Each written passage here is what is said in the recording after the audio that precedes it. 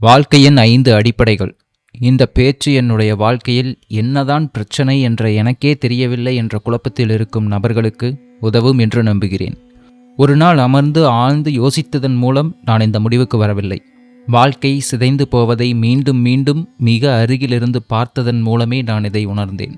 வெற்றி பெற்றவர்கள், பிரபலமானவர்கள் அல்லது செல்வந்தர்களை அல்ல, சாதாரண மனிதர்களை, அதாவது வாழ்க்கையில் போராடுபவர்களை, ஒரு தேக்க நிலையில் இருப்பவர்களை நான் கவனிக்கத் தொடங்கினேன். என் வாழ்க்கையில் ஏதோ சரியில்லை என்று அவர்கள் சொல்லிக்கொண்டே இருந்தார்கள். அப்போது ஒரு பொதுவான போக்கை நான் கவனித்தேன்.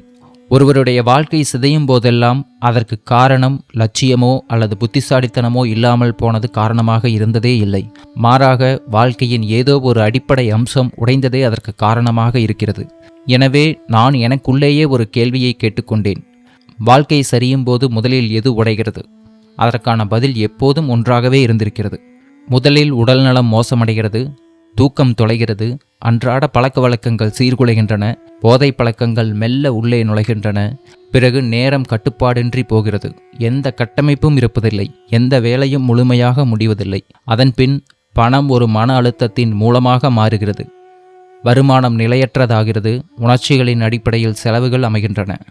அதற்கடுத்ததாக உணர்ச்சிகள் கட்டுப்பாடின்றி வெளிப்படுகின்றன. கோபம், பயம் மற்றும் இக்கட்டான தருணங்களில் எடுக்கப்படும் அவசர முடிவுகள் போன்றவை மேலோங்குகின்றன. இறுதியில் பொறுப்புணர்வு மறைந்து விடுகிறது. எல்லாவற்றுக்கும் மற்றவர்களே காரணம் என்று சொல்லும் நிலை உருவாகிறது. இந்த 5 விஷயங்களும் சீர்குலைந்து விட்டால் வேறு எதுவும் சரியாக இயங்குவதே இல்லை. கனவு எவ்வளவு பெரிதாக இருந்தாலும் சரி, லட்சியம் எவ்வளவு அதிகமாக இருந்தாலும் சரி, அடிப்படை அஸ்திவாரம் போய்விடுவதால் அதன் மேல் கட்டப்பட்ட அனைத்தும் மெதுவாகவும் அமைதியாகவும் குழப்பமான முறையிலும் சரிந்து விடுகின்றன. அதன் பிறகு நான் மற்றொரு குழுவினரை உற்று நோக்கினேன். அவர்கள் அசாதாரணமானவர்களோ அல்லது பிரபலமானவர்களோ அல்ல, நிலையான வாழ்க்கையை வாழும் சாதாரண மனிதர்கள். அவர்கள் ஆடம்பரமான வாழ்க்கையை வாழவில்லை, ஆனால் அவர்கள் மன அமைதியுடன் இருந்தார்கள். பதற்றமின்றி பிரச்சனைகளை கையாண்டார்கள். எந்த ஒரு பின்னடைவும் அவர்களை நிலைகுலையச் செய்யவில்லை. அங்கேயும் அதே போன்றதொரு போக்கு தெரிந்தது, ஆனால் அது நேர்மாறாக இருந்தது.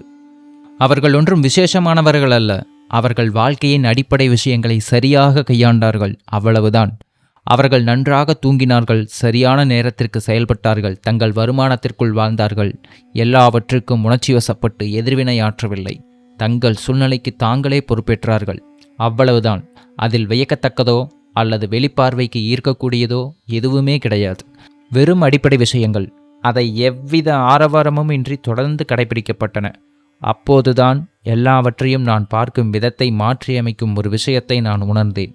வாழ்க்கை முதலில் லட்சியத்திற்கு வெகுமதி அளிப்பதில்லை, அது முதலில் நிலைத்தன்மைக்கே வெகுமதி அளிக்கிறது. எனவே நான் ஒரு அளவுகோலை உருவாக்கினேன்.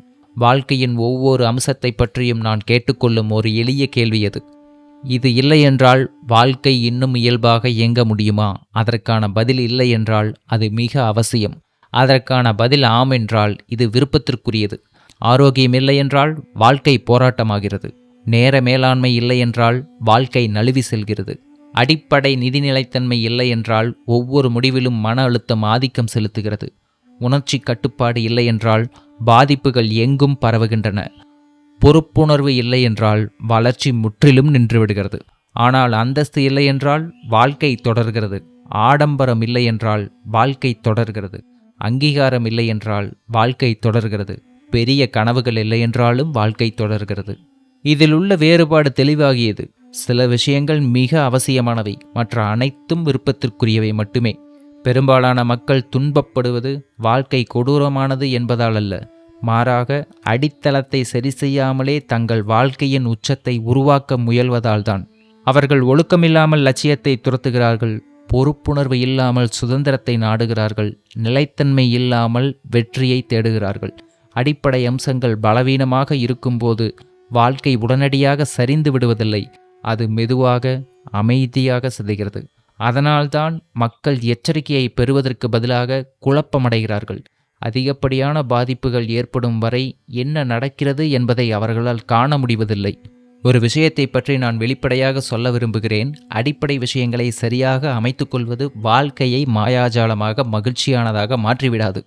அது எல்லாவற்றையும் தீர்த்துவிடாது. அது வலி, இழப்பு அல்லது சிரமங்களை நீக்கிவிடாது. ஆனால் அது வாழ்க்கையை சமாளிக்கக்கூடியதாக மாற்றுகிறது. அந்த சமாளிக்கும் திறன், அதாவது தொடர்ந்து செயல்படுவதற்கான எளிய ஆரவாரமற்ற திறன், அதுதான் உண்மையான வளர்ச்சிக்கான இடத்தை உருவாக்கித் தருகிறது. நீங்கள் கட்டியெழுப்பியதை அழிக்காத வளர்ச்சி நிலைத்து நிற்கும் வளர்ச்சி. இதை நான் கோட்பாடுகள் மூலம் கற்றுக்கொள்ளவில்லை, தவறாக செய்ததன் மூலமே கற்றுக்கொண்டேன். மீண்டும் மீண்டும் எனது சொந்த அடித்தளங்கள் சிதைவதை பார்த்தும் அதன் விளைவுகள் ஒவ்வொன்றையும் உணர்ந்தும் கற்றுக்கொண்டேன். அவற்றை மெதுவாகவும் முழுமையற்ற முறையிலும் ஒவ்வொன்றாக மீண்டும் கட்டியெழுப்பியதன் மூலம் கற்றுக்கொண்டேன். முதலில் ஆரோக்கியம், பிறகு நேரம், பிறகு பணம், பிறகு உணர்ச்சிகள், பிறகு பொறுப்புணர்வு. ஒரே நாளில் அல்ல, கச்சிதமாக அல்ல, ஆனால் தொடர்ச்சியாக. இப்படித்தான் நான் இந்த முடிவுக்கு வந்தேன். கவனிப்பதன் மூலம், யதார்த்தத்தின் மூலம், அதை வாழ்ந்து பார்ப்பதன் மூலம். முதலில் அடித்தளத்தை சரி செய்யுங்கள். உச்சம் காத்திருக்கலாம், அடித்தளம் காத்திருக்க முடியாது.